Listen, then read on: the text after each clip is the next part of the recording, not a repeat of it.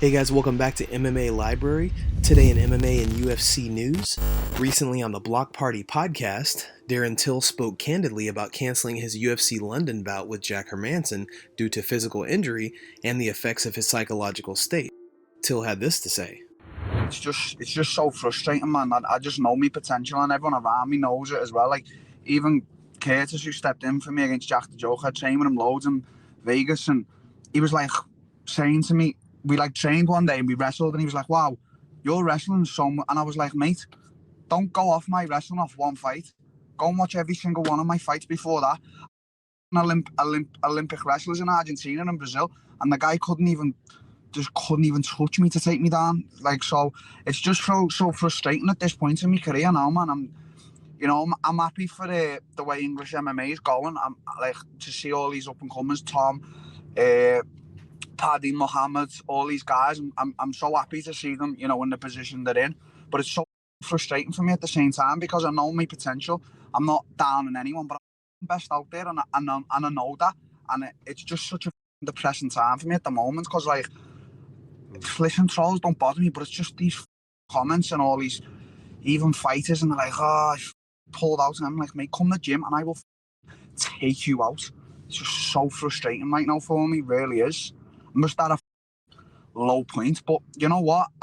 I've like took this little bit of mentality on, like, now that I'm in, like, I feel like I'm in a Tyson Fury moment, like remember when he was like going through that depressed stage, and I feel like a year or two when he was, I feel like that's where I'm at now. Obviously I'm not drinking and taking drugs, that's not my way. What do you guys think about Till's recent situation, and when do you think we'll get to see him back in the octagon? Alexander Volkanovski has recently stated that the 145-pound division isn't enough for him, and he believes he will make the jump to 155 soon in a quest to become champ. He believes that by moving up, he will stay active enough in the UFC and be able to defend both belts at the same time.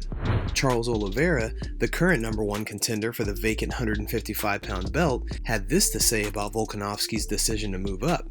He's a very tough guy, and I know he has made history at 145, but everybody who thinks about moving up to 155 has to think very well because it's a very, very hard division. What do you guys think? Will we eventually see Alexander Volkanovski fight for the lightweight title against the likes of Oliveira or Islam Makhachev? And if we do, will he be able to take home the belt? Let us know what you think in the comments. During a recent interview on the DC and RC show, Dustin Porier shared with us his opinion on the 3 best blockbuster fights that we could see on future UFC cards. Here's number 1 for me. Yep. Charles Oliveira versus Islam. We got to do it. I know it's a vacant title fight, but to me, Charles is defending his belt against Islam if this happens, and I think it should happen. That's number 1 for me. Number 2, I'm going Beneil Dariush, this is a curveball, versus Gamrot, a guy who I train with, who's breaking into the rankings, who's a great grappler, who needs to prove himself against a veteran, and that's the fight. That's going to be a fun matchup. I think it's going to be a lot of scrambles.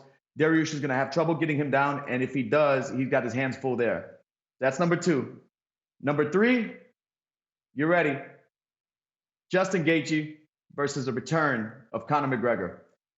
The hype, the build-up, somebody's going to sleep. Oh. I mean, you're tuning in for a car wreck, a head-on collision, and I want to see it. Paddy Pimblett will return to the octagon to face off against Jordan Leavitt in a lightweight bout at UFC London in less than 2 weeks. In a recent interview, Paddy lets us know how his weight cut is going, as well as what we can expect in this next fight. Feeling great. Weight's nice, you know what I mean? Got about 9.5, 10 kilos to go. For you Yanks, that's about 20 pounds. Nice and easy. I feel boss, lad. I feel sharp, know what I mean? I'm going to proper hurt this little mushroom in a big way. No one even knew who he was 2 months ago, lad, and now he wants to talk. I'm gonna proper hurt him. I know the big fella's coming, Big Dave. So we're gonna put on a big show for them, don't worry about that. We're gonna blow the roof off the gaff even more than last time. It's gonna be another special night in the O2. The Scousers leaving their mark. Watch. Paddy looks to be in great shape again, and we can't deny it should be a great fight. Who do you guys think will come out on top? Paddy the Batty or Jordan Leavitt? Michael Bisping recently took to his YouTube channel to discuss his excitement for this weekend's UFC Fight Night card between Brian Ortega and Yair Rodriguez. Bisping had this to say. Brian Ortega, Yair Rodriguez. When you look at these two, the styles, of course, Brian Ortega, known for the incredible jiu-jitsu, Yair Rodriguez, known for the somewhat unorthodox, very, very flashy striking style. Now, when these two clash, it's going to be sensational. On the feet, Brian Ortega has the more orthodox strike, and he's a great boxer. Of course, he throws kicks and knees and knocked out Frankie Edgar with a stunning elbow, but he's more effective with the boxing. Now, Yair Rodriguez is going to move around a lot. He dances all over the octagon, tremendous output, great footwork, and very unorthodox. Throws kicks and strikes from all over the place. I mean, come on, who can forget that 4th round stoppage against the Korean zombie, Chang Sung-jung? Was probably cruising to a victory, to be honest, at the final second, 4 minutes 59 of round 5, as the zombie was coming in. Rodriguez, boom, a little sneaky up elbow, knocks him out. 4 minutes 59 in round 5. I mean, come on, talk about excitement. This one's going to be great. Alex Pereira looks set to fight Israel Adesanya at some point in the near future after his brutal KO over Sean Strickland at UFC 276.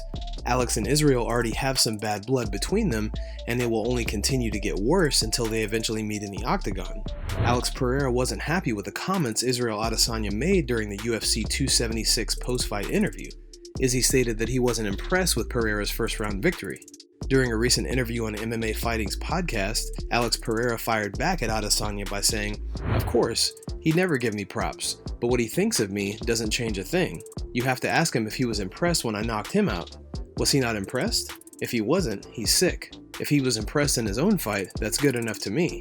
You think he wouldn't KO the guy if he could? Oh, I'm gonna make it look like an easy fight. You think he didn't want to KO him? Of course he did, but the other guy didn't let him do it. He's giving his best in there. There's no way you can't control it. What he's doing there is his best. Who doesn't want a KO? If you can have the power to retain the title by submission or knockout, who wouldn't want that?" Jan Blachowicz recently, in an interview with MMA Fighting, details why he believes Jiri Prochazka broke his own code. Blachowicz had this to say. No, he breaks his own code. Who believe in this code? Yeah, he believe in this. He live in samurai way, so he upheld this code. So, in my opinion, about my knowledge and what I know about samurai. And what? That's why I say this. That's why I say that. But what are you referring to? What did he break? What was the code that he gave you his word? Because he said that I'm biggest challenge for him now. Always samurai looking the biggest challenge, And if they find it, they want to find against this challenge. So if he say that, I am the biggest challenge. So or he lying or he do something, I don't know what he thinking about that he changed his decision. This is a question for him right now, What did you make of his video? What he said, the reason why he said he wanted to fight Glover, he kind of laid it out. No, I think that, like politics, now he will say everything to protect himself. What do you guys think? Should Prochazka have kept to his word and fought Blachowicz, who he believes is the better challenge? Or was he right to give Teixeira a rematch for the belt he recently won by submitting him at UFC 275? Let us know in the comments. Guys, thanks so much for checking out the video. If you like the content we do here on this channel, please like and subscribe to MMA Library for all the latest MMA and UFC news. We'll see you in the next video.